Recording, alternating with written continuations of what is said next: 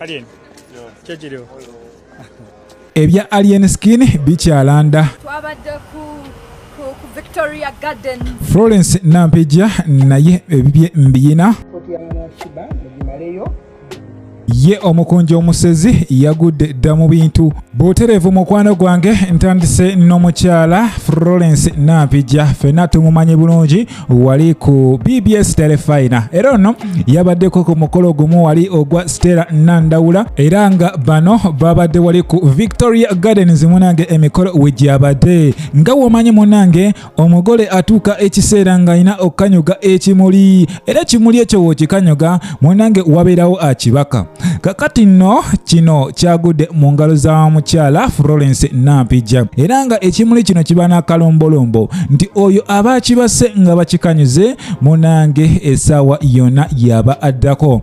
Era katusuubire omukyala ono Florence nampijja essaawa yonna alina otulaga ekimuli ekyo oba kikoze oba tekikoze, wabula ono agamba ekimuli takita era atambula nakyo buli wadda. Naawe mwewulirireko. Twabadde ku Victoria Gardens. Bunga. Nti nanyini kimuli yakikutte bw'ati. Embazi yabampadde. Nanyini kimuli yakikutte bw'ati. Nti n'akasiko ogenda okwekanga ng'olaba ekimuli. Mbw'oyagala okudduka ate emabbali n'emabbali waliwo akoze ekyakwetoolodde. Taba munnegatteko mwenna abanda batusabire ekimuli kino kireme kuwotoka. Kitaata kisebo. Kiba kisebo kinyabo. Kinyabo kubanga yakimpadde nnyabo. Kinyabo kireme kuwotoka kubanga banga gye twolekera bwennengerayo nti kigenda kala. Kive mu kala kikalanguke. Butereevu munange embeera bwetyo bweri ku side eyo. Butereevu mukwano gwange eyo nga nkujjeeyo munange byo ebya Alien Skin bikyawanvuyira ddala era nga bino byonna byatandikidde wali ku airport. Omu munange ku munnamawulire yakiguddeko era nga ebintu byatandise weebiti. Oyo nozanga bola abantu bonna bamwesunze era abantu bamulindiridde waweeru. Alien amaanyi mangi nnyo wawera abantu bakulinze owulira essaawa zino nga bakatonyawo. Nzina kyempulira mwana. Naye nga kituufu muno Uganda esinga Bulaaya. Tojja byogerako ebyo tulabe. Kimenke Alien naye nga amaanyi mangi. Mwana kikulu mwana munemezaamu nnyo simanyi kiwaani ekyeboyi kyekizobagamba. Nze tuddawa. Of course oyo y'omunange ku bannamawulire abaali ab'enkizo ennyo mu kulaba nga basuula Alien Skin era ono naye yabakubye omwenda kubanga nga we yamukozaawo ate abalala yabadde abaddamu bulungi nga woolaba wano.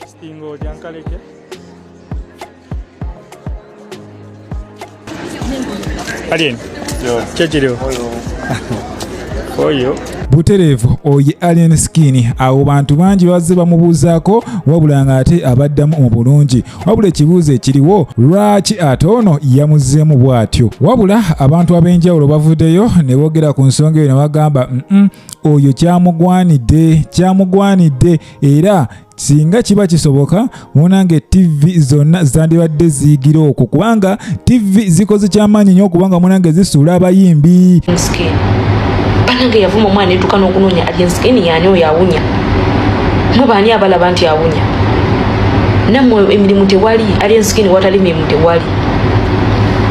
Mutunde Alien Skin interview ze babadde bajjanga bamuggyako yadde ayogera arrogant. Neeta papa. Ba YouTuber bano basitaata bamuggyako interview. Yali abiyisizaako bwe batyo. Kyogamba eri asinga ba YouTuber ono wa YouTube ow'akasimu n'asinga TV namba. Kuba neggulire kyogamba eriyo seri bw'atayagala TV mujjako interview lwaki yagigaanye nti yamanya mwamukuba amagye amavundu nammwe yabadde alina gabakuba ati yankubidde akakakaza amagye amavundu. Omuvubuka ono Alien Skin azibudde abantu bangi amaaso n'okukuba ebituli mu abo abapresenters abadde beefuula nti be bakatonda b'endongo wano. Nosanga omuyimbi omulungi ow'amaanyi ow'ettutumu nga okubeera waayina kugenda ng'awunya mu mabina g'abapresenta kugenda ng'abawunyamu ne bamukakkanako ne bamukuba kisitole naye ng'ekivulu bwe kituuka jangu oyimbira obwerere n'adduka emisinde ate munnange ayagala okwegula ayagala okutonda enkolagana abayimbi baffe ne batuuka okuba nga bava mu ndongo nga baavu naye ng'ebivubi by'omu Kampala around Kampala Wakiso babiyimbidde bwerere naye nga buli lunaku owulira buli weekend alina ekivu ne batuuka obbagoba mu nnyumba n'ava ne mu nsi nga taguze kapoloti ne mutaffe bafaaniza tandika obbageya naye nga bapulezidenta be basinza obbakuba obwavu. Era ngaawo bano kode ba presenter ab'enjawulo nga bano bakoze kyamaanyi nnyo okubanga munange basula abayimbi. Jjukira presenter osobola omusasula akathimbi konaako wandiyagadde akuvumire omuyimbi oyo gw'okompitinga naye mu music industry oba mu competition yonna. Era tujjukira emabegakaawo Eddie Kenzo yavuddeyo n'alangira Kasuku n'amugamba ssebo tukimanyi babasasula okubanga munange muvuma abantu wabula mwandibadde mutwesonyiwa. Kale ensonga zo bwe zityo uwezire butereevu eyo nga nkujjayo mukwano gwange ye omukunju omusezi yagudde dda mu bintu. Emabegakaawo yavaayo n'asaba Mama Fina akathimbi asobole okuba nga munange addayo asome. Era ono yalabiddwako ne Mama Fina nga mufunira akathimbi ako era n'amugamba munange njagala oddeyo munange oyige oluzungu wabula saagala te kubanga mbalwisa nammwe mwerabireko. zero sente milioni wote bateweddeyo bateweddeyo ekirala njagala onoonye essomero osome oluzungu lwetaaga oluzungu olwagana ku Mama Fina gwolwogere so ekiri oseereze nga nemba nina wengendo bali n'abazungu abazze wano ab'okujjanjaba nga nkuyita jangu ovuunule wakati mbadde mbonaabona SB4 tamanyi luzungu tokubye nnyo so ndi wane mukunja. Of course embeera bwetyo weyabadde ku side eyo wabula tujjukira bulungi nti ne Shiba oba King Shiba ono naye munange omukonjo omusezi yamufuumuula yagenda neyekola obusolosolo okulayivwemu munange ebintu tebyajja bulungi era wano awo ng'agezaako kubanga munange amukomako nga mugambo waayi tukikomye wano tambula bibyo nange nsigale byange.